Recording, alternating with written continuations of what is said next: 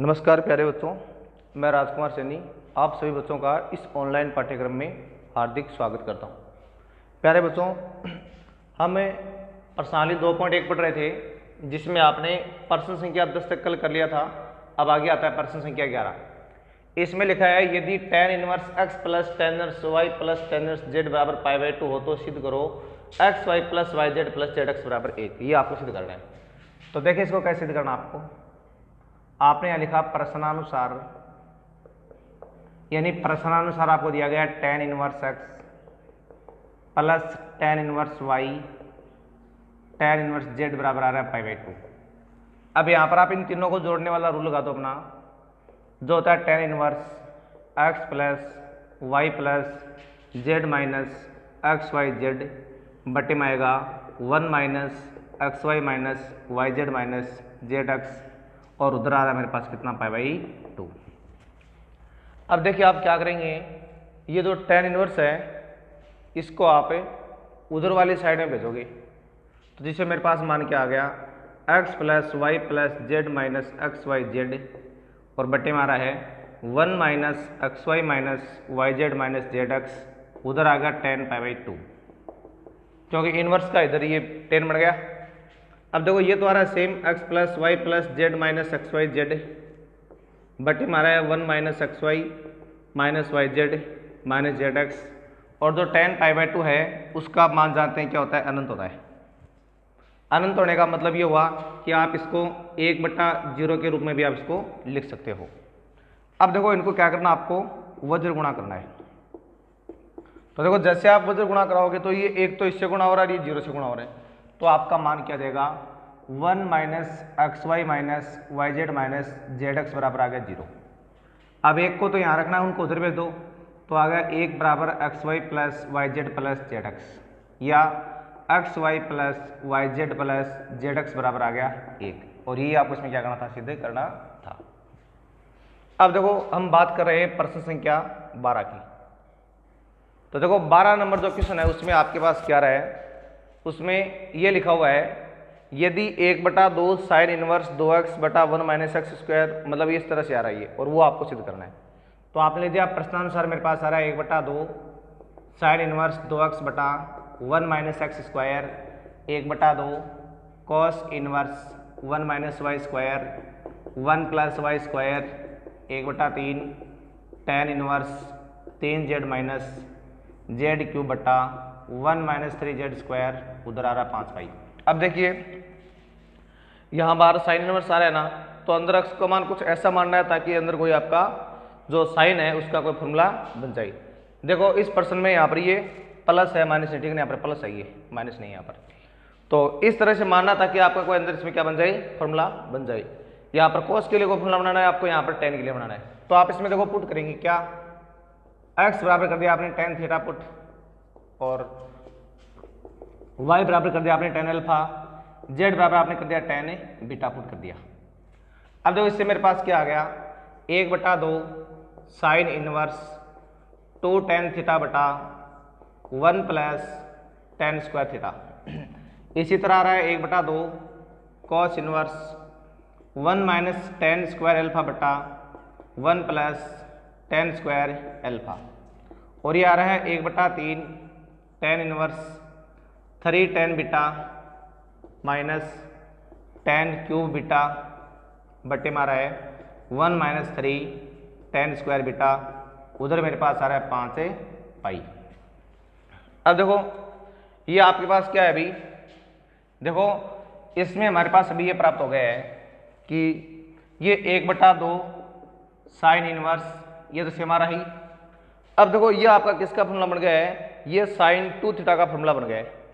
तो इसको आप लिखोगे साइन 2 थीटा प्लस 1/2, आगे मेरे पास सारा कोस इनवर्स, और ये किसका फॉर्मूला बन गया आपका कोस 2 अल्फा का फॉर्मूला। तो यानी आ गया मेरे पास कोस इनवर्स और यहाँ पर कोस 2 अल्फा, प्लस उसके बाद 1/3 आ गया 3 tan इनवर्स, और ये देखो किसका फॉर्मूला बन रहा है आपका tan 3 थीटा का फॉर्मूला बन रहा है। तो इसको आप लिखोगे tan 3 बीटा,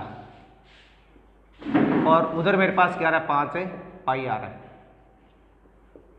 अब देखो ये आपका साइन इनवर्स से कट रहा है, अभी कॉस से कॉस इनवर्स कट रहा है और टेन से टेन इनवर्स कट रहा है। तो मेरे पास आ गया 1/2 into 2 theta, 1/2 into 2 alpha, 1/3 into 3 beta, उधर आ रहा है मेरे पास 5 पाई। अब देखिए उसके बाद में क्या हो गया, ये 2 से 2 कट रहा है, अभी इससे ये कट रहा है और इससे ये कट रहा है, यानी आ गया मेरे पास theta plus alpha plus beta बराबर आ गया मेरे पास 5 पाई। अब देखो थीटा अल्फा बीटा का मान आपको वापस कहाँ से निकालना है, यहाँ से निकालना है। तो ये आएगा tan इनवर्स x, ये tan इनवर्स y और ये tan इनवर्स z। तो आपने लिख दिया tan inverse x plus tan inverse y plus tan inverse z बराबर मेरे पास क्या रहा है 5 पाई।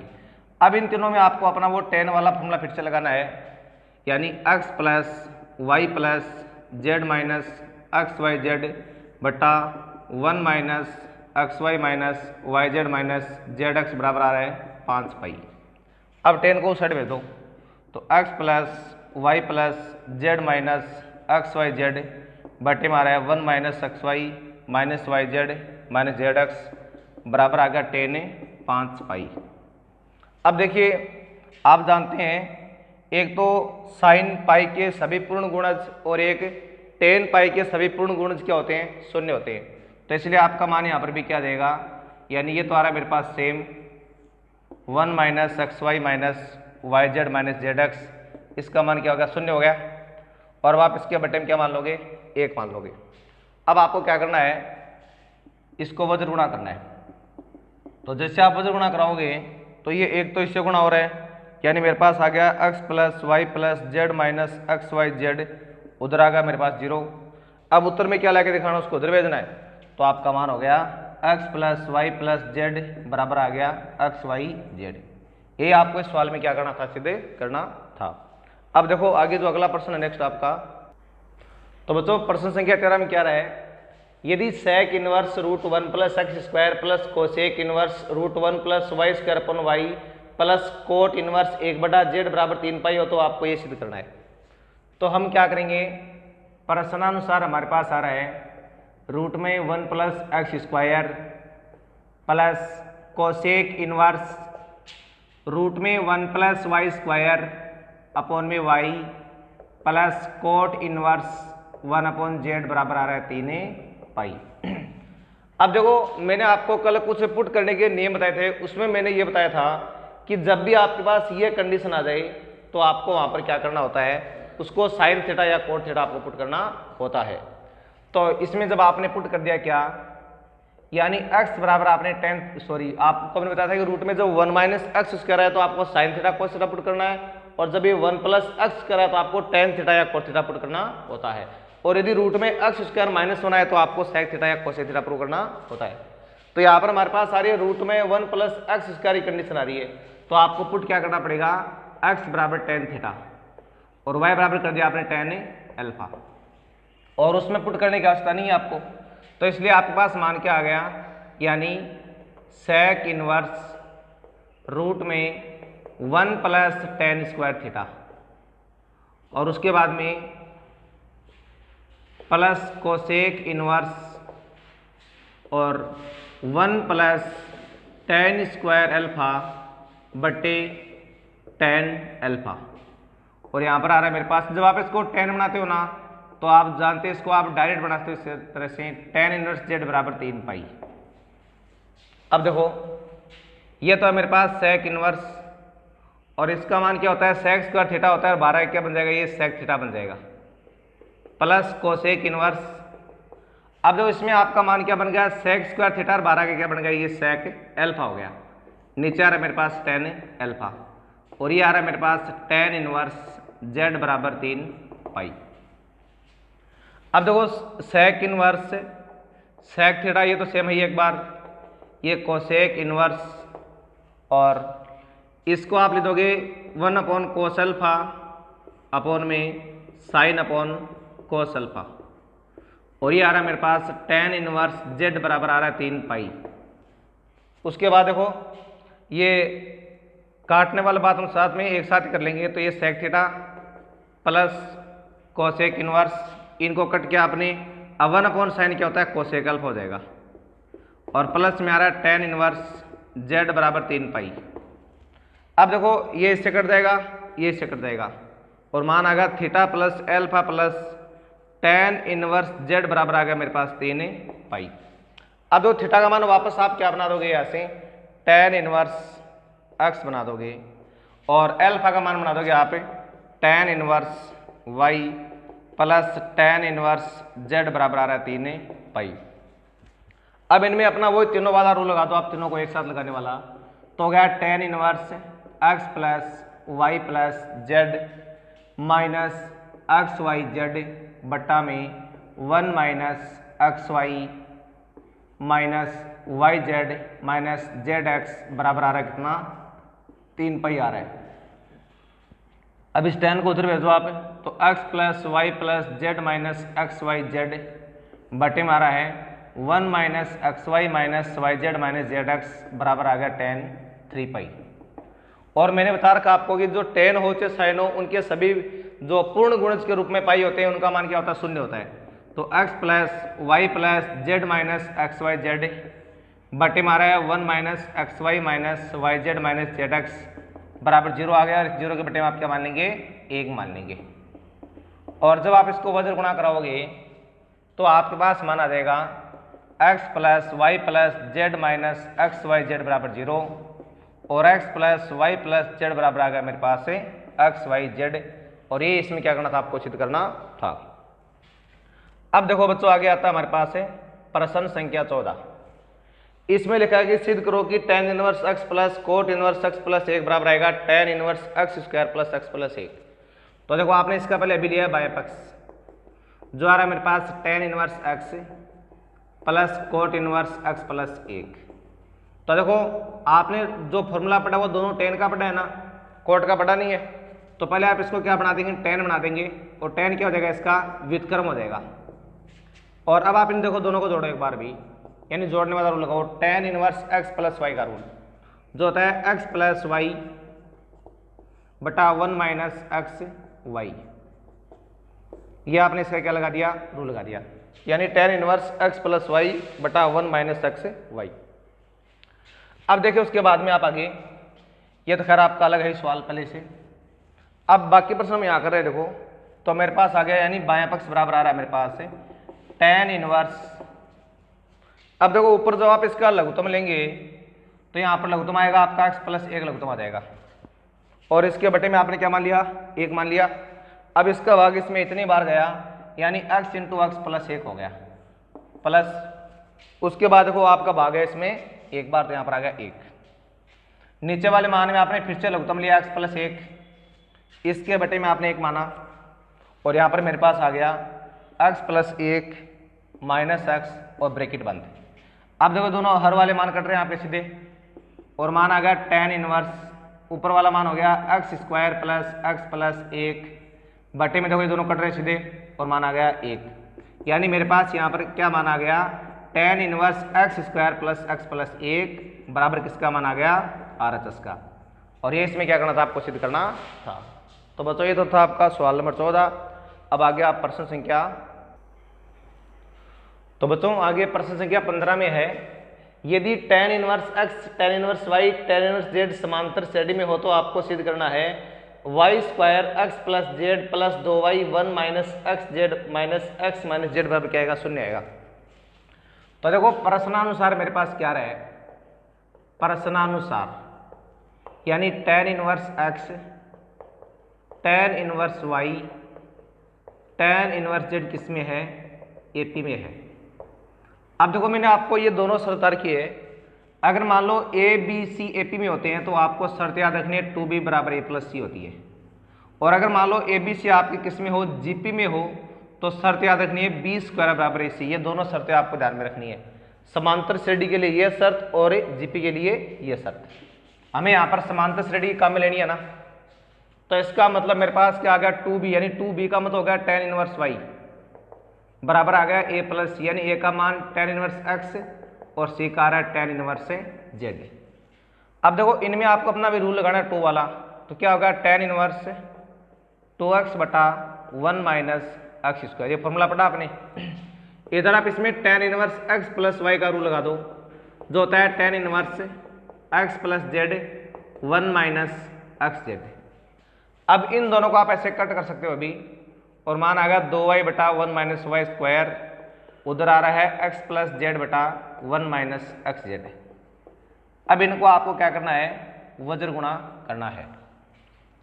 देखो वज्र गुणा करने से क्या हो जाएगा, अभी हमारे पास जो 2y है ना वो तो हो गया 1 माइनस एक्स जेड से गुणा, और जो आपका 1 माइनस वाई स्क्वायर है वो किससे गुणा हो गया, x प्लस जेड के साथ गुणा हो गया। अब देखो जब आप इनको गुणा कराओगे तो इसको तो आप एक बार जो का त्यों पढ़ रहे, तो इसको आपको यहाँ गुणा करने की आवश्यकता नहीं है। अब इस एक को है ना आप इस पूरे ब्रैकेट से गुणा कराया तो क्या आ गया मेरे पास, x प्लस जेड आ गया। ठीक है, अब मैं माइनस वाई स्क्वायर कराऊंगा तो क्या देगा, x प्लस जेड। अब उसके बाद देखिए ये मेरे पास 2y into 1 minus x Z, ये तो आ रहा सेम, उधर मेरे पास आ रहा है x प्लस जेड तो आ गया सेम, और यहाँ पर मेरे पास आ गया माइनस में y square x plus z. अब सारा मान आप इधर लेके दो एक तरफ, तो गया y square x plus z plus 2y 1 minus x z minus x minus z बराबर 0, और ये आपको इसमें क्या करना था, सिद्ध करना था। अब देखिए आप आगे प्रश्न संख्या हम 16 की बात करें, तो देखो मेरे पास यहाँ पर त्रिघात समीकरण क्या आ रही है, मेरे पास ये आ रही है त्रिघात समीकरण, यानी x cube plus P x square plus Q x plus P बराबर 0। इसकी आपको तुलना करनी है, यानी इस त्रिघात समीकरण की तुलना मानक त्रिघात समीकरण यानी A X cube plus B X square plus C X plus D बराबर 0 से करने पर तो देखो जैसे आप इसकी तुलना उससे कराओगे तो यहाँ पर मेरे पास ए का मान आ जाएगा 1, और बी का मान आ जाएगा मेरे पास p, और सी का मान आ गया मेरे पास क्या q, और डी का मान आ गया मेरे पास कितना p आ गया। तो ये आपने तुलना कर ली इसकी। अब देखो द्विघात समीकरण के मूल्यों में तो आपने संबंध एक अलग प्रकार से पढ़ा है, और जो त्रिघात समीकरण होती है उसके मूल्यों में आपने संबंध वो एक अलग प्रकार से पढ़ा है। तो देखिए आपने संबंध क्या पढ़ा है, ये पढ़ा है जिसे alpha plus beta plus gamma बराबर होता है मेरे पास माइनस का बी बटा ए, ये आपने इनमें संबंध पढ़ा है अभी। तो इसलिए आपका मान यहाँ पर क्या देगा, यानी जो अल्फा प्लस बीटा प्लस जो गामा है उसका मान देखो क्या आ गया मेरे पास, बी का मान कितना, बी का मान है p, और ए का मान क्या है 1, तो मान आपका आ गया p बटा 1, यानी यही हो गया मान आपका, का महत्व नहीं है। इसको पहले आपने निकाल लिया, मान लीजिए समीकरण नंबर 1 तो आपने अभी ये संबंध निकाल लिया। अब देखो दूसरा आपने जो पढ़ रखा है उसका मान आपने क्या पढ़ा है कि जो alpha into beta plus beta into gamma gamma into alpha बराबर क्या होता है, सी बटा ए होता है। तो यहाँ पर मेरे पास आ गया alpha into beta beta into gamma gamma into alpha. अब सी का मान मेरे पास कितना है, यहाँ पर सी का मान क्यू है और ए का मान 1, तो आपका मान आ गया क्यू बटा 1, इसको भी आप क्यू मान सकते हो, यानी समीकरण नंबर 2। उसके बाद देखो आपने इन तीनों में संबंध ये पढ़ रखा है, यानी अल्फा बीटा गामा बराबर क्या होता है मेरे पास, माइनस का डी बटा ए होता है।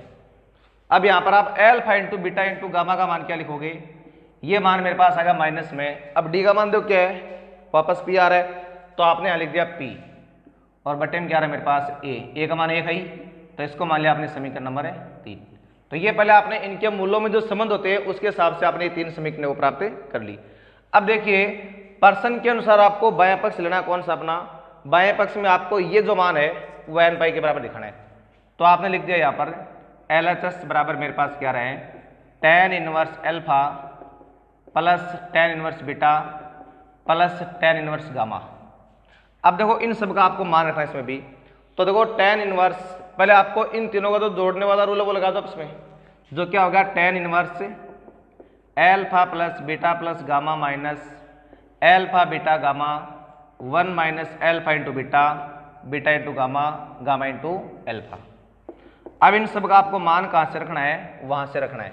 तो देखो alpha plus beta plus gamma का मान तो है मेरे पास कितना, माइनस का p, तो यहाँ तो आ गया मेरे पास माइनस का p माइनस। अब अल्फा बीटा गामा का मान कहाँ चला गया आप, यहाँ से माइनस p, तो देखो ये खुद माइनस पी आ रहा है ना, तो ये क्या हो गया, प्लस पी हो गया। और बट्टे में मेरे पास क्या रहे, 1 माइनस। अब देखो इन तीनों में से अगर आप माइनस को बाहर कॉमन ले लेंगे तो अंदर आएगा alpha into beta plus beta into gamma plus gamma into alpha, और इसका मान आपको दे रखा है यहाँ पर, ये रहा कितना, क्यू दे रखा है, तो आपका मान हो गया माइनस में क्यू। अब देखो मेरे पास मान आ गया tan इनवर्स 0/1 माइनस क्यू आ गया। अब देखिए ये जो tan इनवर्स है इसका मान आप क्या मान सकते हैं, 0 मान सकते हैं, क्योंकि 0 में अगर आप 0 को छोड़ के किसी भी संख्या का भाग लगाते हैं तो आपका मान क्या था, 0 आता। तो ये 0 कब आएगा, ये एक ही शर्त पर आएगा जब 1 माइनस क्यू क्या नहीं होना चाहिए, आपका 0 नहीं होना चाहिए। जब 1 माइनस क्यू नॉट इक्वल 0 हो तो इसका मान क्या हो जाएगा, आपका 0 हो जाएगा।